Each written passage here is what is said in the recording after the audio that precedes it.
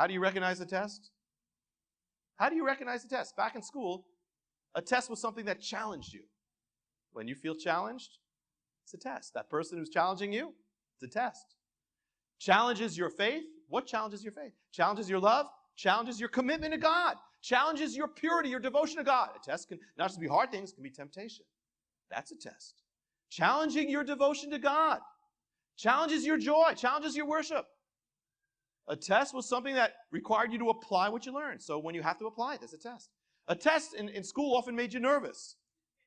Feeling nervous about something? It's probably a test. It often made your heart beat faster, sweaty palms. It's probably a test. A test is that which put pressure on you.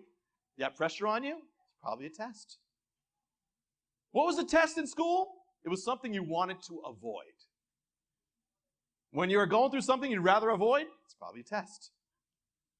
When you find yourself confronted with a challenge, once you find yourself in a test, how do you pass it? It's a simple thing. You're going home and you're stuck in a traffic jam. There's a little test. It's a quiz. It's a little thing. It's a little thing, but it's a test. Instead of saying, my time is wasted, I shouldn't be in this thing, I should be home, I should be there, it's all wasted that you're messing up. Wait a minute, this is a test, so I should be here. I should be here. I should pass it. And then you'll change. It'll actually change you. Our whole thing is about circumstance. I want to be here, I want to be there. And God's saying, no, that's all going to pass away. It's going to burn. It's you I'm interested in. When you find yourself in a test, how do you pass the test? How did you pass it when you were in school? You couldn't cheat. I mean, you could try, but with God, it doesn't work. I only remember cheating. I remember, and I'm not saying, I remember. I'm probably blocking out other ones, but I remember cheating once. I wasn't good at it. It was a chemistry test, and I wrote down all sorts of information on my left hand. Atomic weights, numbers, chemical elements. My hand was filled with knowledge.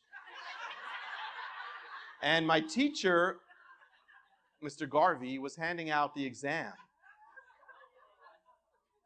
I don't know what had to be I reached forward with my left hand.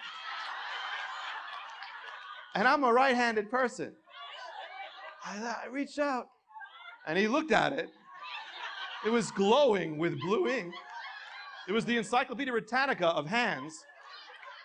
He said, Mr. Cahn, before you take this test, go to the bathroom and wash your hands. So I did. You cannot cheat. There's no shortcut. The only way to pass the test is to give the right answer. To study beforehand, give the right answer. Give back what God gave you. You pass the test by learning in the time before you're tested, by studying, by preparing. Remember studying? We use the word cramming. Cramming for finals. Cram. Why? It means I didn't learn anything the whole year, and so I'm going to cram. I'm going to just stay in the room. I'm not going to go out of the room.